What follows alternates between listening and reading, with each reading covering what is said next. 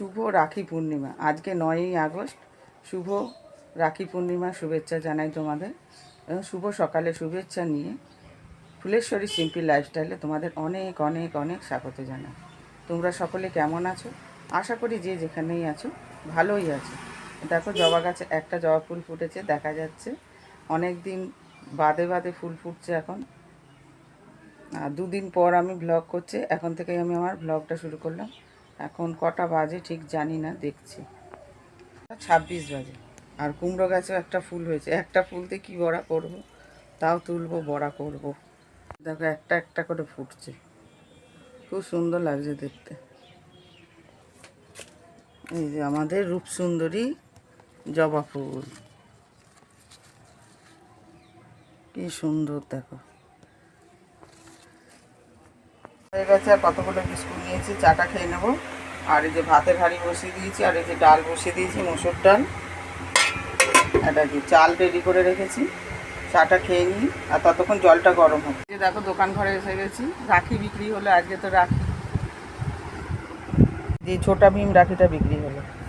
এই যে একটা ডিজাইন, এই যে একটা ডিজাইন, আর একটা ডিজাইন আছে ওপরে তোলা, তো তুলে গেছে।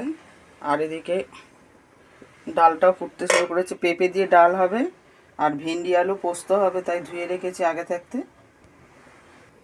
পেঁপেগুলো দিয়ে দিলাম কড়াইতে, একসাথে সেদ্ধ হয়ে যাবে। যে দেখো পেঁপে দিয়ে ডাল নেমে গেছে, 2 জায়গায় ঢেলে দিয়েছি। আর এই যে কুমড়ো ফুলের বড়াও হয়ে গেছে, কি সুন্দর ফুলেছে দেখো। আর দেখো কি বসিয়েছি, হ্যাঁ আসছি, পেপার এসছে। আর দেখো উচ্ছে আলু কেটে রেখেছি ভাজবো বলে। আর এই যে কড়াইতে তেল গরম করতে দিয়েছি।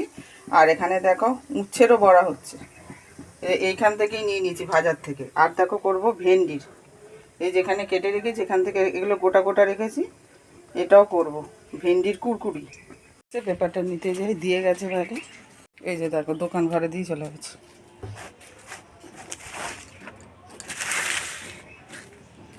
এই যে দেখো রান্না বান্না হয়ে গেছে, ভেন্ডি আলু পোস্ত,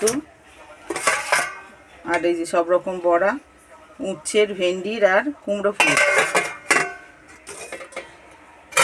এখানে আছে আমের চাটনি, আর এই যে উচ্ছে আলু ভাজা, নিচে আছে ডাল। ডালটা তোমাদের আগে দেখিয়েছি। তাকাতে পারছি না, অনেক দিন বাদে রোদ দেখতে পেলাম। আর এই যে রান্নার বাসন সব ভিজিয়ে দিয়েছি, এখন মেজে নেব। আছে আর পুজো দেওয়া হয়ে গেছে। আর বাসন মাজতে হয়নি, হাজব্যান্ড বাসনটা মেজে দিলে। আমার শরীরটা বেশ খারাপ আর কি, ভালো নেই। হাতে প্রচণ্ড ব্যথা, যে ফোনটা ধরে আছি তাও ব্যথা লাগবে। ব্যথার ওষুধ খেলাম 3-4 দিন, তাও কমছে না, প্রচণ্ড ব্যথা। আর কালকে আমাদের ওই বাড়িতে সুপুরি গাছ থেকে সুপুরি পাড়া হয়েছে। আর যে সুপুরি পাড়ছিল তাকে দড়ি ছুঁড়ে দিয়েছি ছাদের মধ্যে, আরও বেশি ব্যথা বেড়ে গেছে পায়ের। আর হাজব্যান্ড ছিল না বাড়িতে, হাজব্যান্ড থাকলে তো তাহলে কোনো অসুবিধাই হতো না। এরমভাবে ফোনটা ছুটে আছি, তাও এত ব্যথা করছে। কোনো জিনিস কাজ করতে প্রচণ্ড, জায়গায় মলমও লাগাচ্ছি কতবার করে, ব্যথাটা কমছেই না। আর সুপুরি যে পাড়া হয়েছে সেগুলোও ভিডিও ক্লিপিং তুলে রেখেছি তোমাদের জন্য, এর মধ্যেই অ্যাড করে দেবো। কারণ হচ্ছে কালকে তো গতকাল ভিডিও বানাইনি, সেই জন্য 2 দিন পরে ভিডিও করছি। যাই হোক, দেখতে থাকো।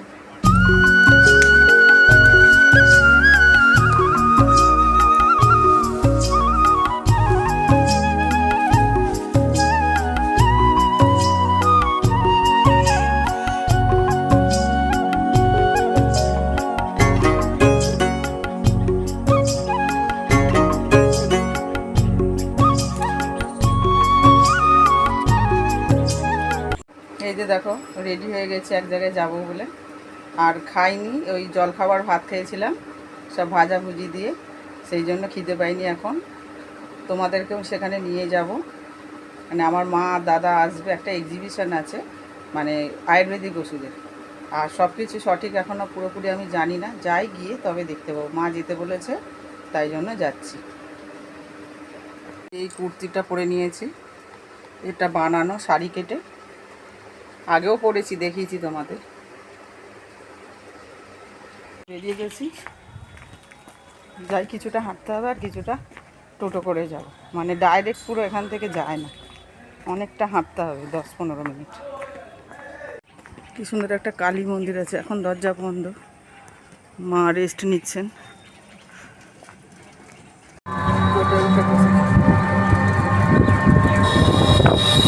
আমি পৌঁছে গেছি, মায়েরা এখনও আসেনি, এখনও স্টেশনে বসে রয়েছে।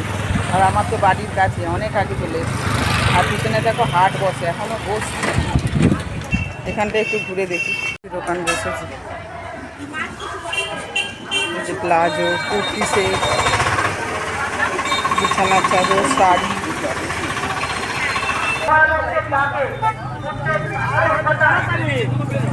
এখানে বসার জায়গা পেয়েছি, বসে আছি, মা দাদার জন্য অপেক্ষা করছি। বেকার তাড়াতাড়ি চলে এসেছি, ফোন করে তারপর আসলে ভালো।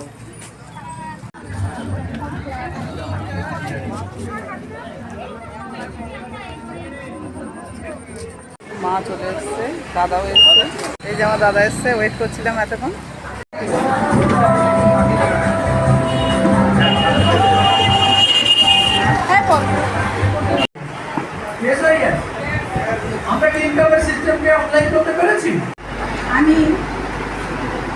আমার নাম সুশীলা দে, আমি ইসাপুরে থাকি। তো আমি এই আয়ুর্বেদিক প্রোডাক্ট কিছু নিয়েছি আমার শিবানী ম্যাডামের কাছ থেকে। উনি আমার সব কিছু, কিন্তু আমাকে এই যুক্ত করিয়েছেন এখানে। তাই আর এমনি ঘুম হতো না, হাত পা খুব ব্যথা করতো, আমার ওইদিকে খুব ভালো হয়েছে। প্লাস আমার ছেলে এই 11 ক্লাস পড়ছে, সব জায়গায় সেকেন্ড হয় সুইমিংয়ে। কিন্তু আমার শিবানী ম্যাডাম এমনই, শিবানী ম্যাডাম বললেন এগুলো খাওয়াও, দেখবে ভালো হয়ে যাবে। তো এত হাঁচি ফেলতো, আর সবসময় কাশি, কি শীতকাল কি গরমকাল কি গ্রীষ্মকাল কি বর্ষাকাল সব সময়। কিন্তু ও দেখছি এই ননিটা আর তুলসী মঙ্গল এগুলো খেয়ে, কিন্তু আমার বড় ছেলে এসেছে, কিন্তু উনি খুব ভালো আছে, খুব ভালো আছে।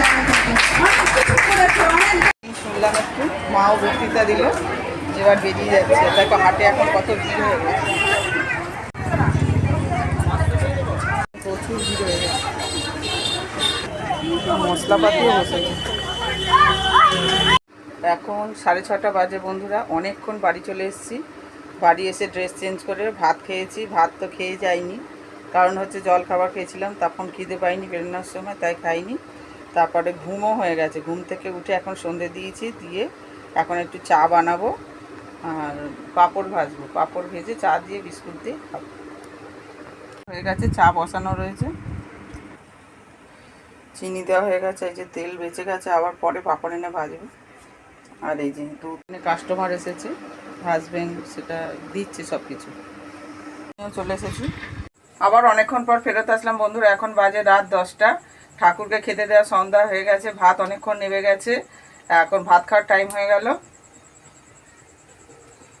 একটু পাঁপড় ভাজছি, এই যে ভাতের সাথে খাওয়ার জন্য। ফুচকা পাঁপড় সেই বলেইছিলাম সন্ধ্যাবেলা, সেই পাঁপড়ই ভাজছি এখন। এই যে কতগুলো ভাজা হয়ে গেছে, এই যে ফোনটা আনতে গিয়ে পুড়ে গেল কতগুলো, আর এই যে রয়েছে। যাই হোক বন্ধুরা, এখন আমার ভিডিওটা এন্ড করতে চাই। তোমাদের যদি আজকের ব্লগটা ভালো লেগে থাকে তাহলে লাইক, কমেন্ট ও সাবস্ক্রাইব করে পাশে থেকো। Good night, tata, bye bye.